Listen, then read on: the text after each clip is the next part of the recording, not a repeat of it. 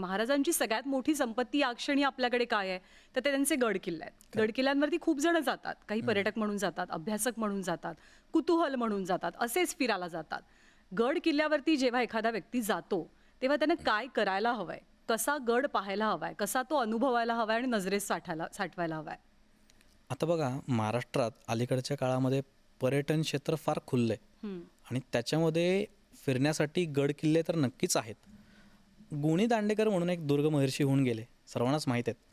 त्यांनी त्यांच्या एका पुस्तकात असं लिहिलं आहे की तुम्ही एखाद्या गडावर जाता, फिरायला जाता किंवा तो गड पाहायला जाता, तिथला इतिहास जर का तुम्हाला माहीत नसेल तर तुमची भटकंती व्यर्थ आहे. किती सुंदर वाक्य आहे. मला असं वाटतं की महाराष्ट्रातल्या पर्यटकांनी जेव्हा गड किल्ल्यांवरती जातो आहे आपण, तेव्हा त्या गडाचा, तिथल्या इतिहासाचा, तिथल्या भूगोलाचा थोडा तरी अभ्यास करून जाणं महत्त्वाचं आहे. त्यातनं होईल काय की एकतर तुम्ही इतिहास साक्षर असाल तर तुम्ही त्या गडकिल्ल्यांचं पावित्र्य जपाल. त्याच्यामुळे तुम्ही आज किती संस्थांना तिथं जाऊन कचरा उचलावा लागतोय.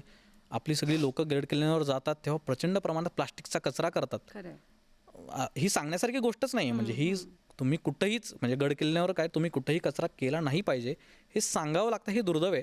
पण तुम्हाला जर का तिथली इतिहास साक्षरता, तिथलं पावित्र्य जर का तुम्हाला लक्षात आलं तर मला वाटतं शालेय उपक्रमांपासून ते सुरुवात करण्याची गरज आहे की आपले गडकिल्ले ही आपली मंदिर आहेत. आपण मंदिरात कचरा करतो का?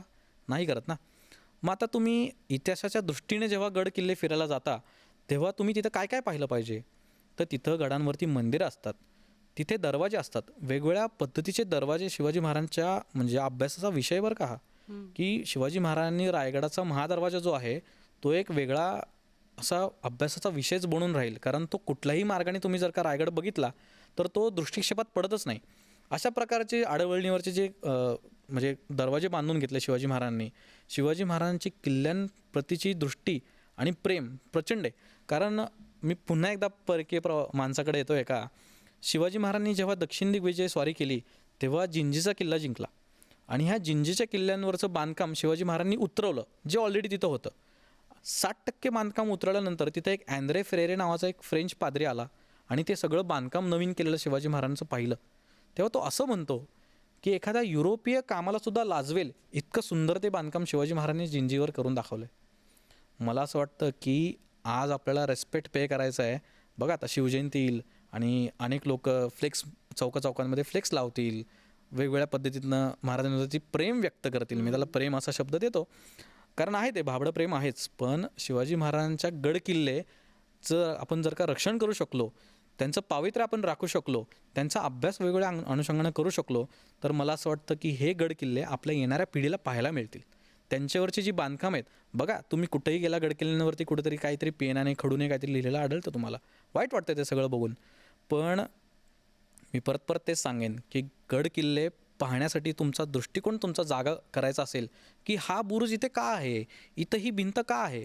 तो टॉमस निकल जेव्हा रायगडकडे आला तेव्हा त्यांनी असं नोंदवून ठेवलं आहे की या रायगडाचं बांधकाम मी पाहिलं, 24 फूट उंच अशा त्याला भिंती आहेत आणि त्यालाच पॅरलल अशी दुसरी भिंत आहे. म्हणजे दुहेरी भिंतींचं बांधकाम रायगडावरती केलेल्याचा उल्लेख आढळतो.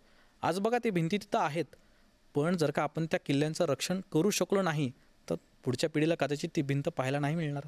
ती राजसदर आज इतकी सुंदर तिथं उभी आहे, त्याचं रक्षण केलं नाही. तिथं एक रायगडाचा शिलालेख आहे, अतिशय महत्त्वाचा असा शिलालेख आहे. म्हणजे गडकिल्ल्यांवरती काय पाहायचं मी तुम्हाला सांगितलं की जसे दरवाजे, मंदिरं पाहायची आहेत, राजसदर पाहायची, तिथली वेगवेगळी ठिकाणं, राहण्याची ठिकाणं पाहायची आहेत. गडकिल्ल्यांवरचे शिलालेख आपल्याला इतिहास सांगत असतात. तुम्ही जेव्हा गडकिल्ल्यांवरती अशा दृष्टिकोनातून फिरायला जाल तेव्हा तुम्हाला माहिती घेऊन जायची गरज नाही, तो गड स्वतःहून तुमच्याशी बोलू लागेल. क्या बात आहे. ह्याच्यामुळे तर माझं एक कुतूहल चाळवलं गेलं आहे. आपण गडकिल्ल्याच्या बांधकामांबद्दल बोलू आणि तुम्ही युरोपियन व्यक्तींचा उल्लेख करून महाराजांनी कसं ते वेगळ्या पद्धतीनं सगळी धाटणी त्या गडकिल्ल्यांची होती त्याच्यावरनं. आपण आता कायम म्हणतो की त्यावेळेला कुठलंही ॲडव्हान्स सायन्स नव्हतं, ॲडव्हान्स इंजिनिअरिंग नव्हतं, तरीसुद्धा समुद्रात किल्ला बांधणं, तो इतकी वर्ष टिकून असणं, रायगडासारखा किल्ला आहे. आर्किटेक्ट कोण होते? आहेत बरेच उल्लेख आहेत आर्किटेक्ट्स असल्याचे. म्हणजे वेगवेगळ्या किल्ल्यांचं सुरुवातीपासून उदाहरण द्यायचं झालं तर जो डोंगर होता इथला जावळीच्या खोऱ्यातला, जावळीचं जंगल आपण म्हणतो, तेव्हा जावळीवर जेव्हा शिवाजी महाराजांनी स्वारी केली आणि मोऱ्यांचं जे प्रकरण आहे तिथलं, ते सगळं प्रकरण झाल्यानंतर या डोंगरावरती किल्ला असावा. बघा, मी परत सांगतो की शिवाजी महाराजांना माहीत होतं की कुठं किल्ला असावा, कुठे किल्ला असायला हवा, यासाठी शिवाजी महाराजांनी मोरोपंत पिंगळ्यांना तिथं बांधकाम करायला सांगितलं आणि आपला प्रतापगड तयार झाला. बरोबर. पुढच्या काळामध्ये जेव्हा रायगड पुढं शिवाजी महाराजांच्या ताब्यात आला, रायरीचा किल्ला सुरुवातीला म्हणलं त्याला, तेव्हा आबाजी सोनदेवांना तिथं किल्ला कसा घडवायचा आहे तुम्हाला याच्या सगळ्या इन्स्ट्रक्शन शिवाजी महाराजांनी दिलेल्या आहेत. व पुढच्या काळात आपल्याला नाव आढळतं ना हिरोजी इंदुलकरांचं, ज्यांनी रायगड पूर्णत्वाला नेला आपण असं म्हणूयात. याच हिरोजी इंदुलकरांनी सिंधुदुर्गच्या किल्ल्याचं बांधकाम पूर्ण केले.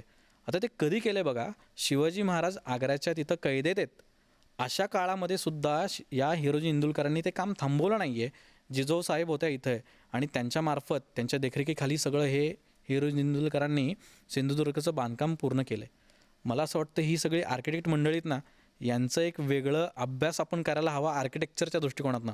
कारण जिंजीचा इतका सुंदर उल्लेख आहे की युरोपपेक्षा ते सुंदर बांधकाम आहे. म्हणजे कुठंतरी मराठ्यांची जी स्थापत्य शैली आहे त्याचा अभ्यास आपण जर का केला तर शिवाजी महाराजांचा दृष्टिकोन किल्ल्यांबद्दलचा काय होता हे आपल्याला समजायला अजूनही वाव आहे.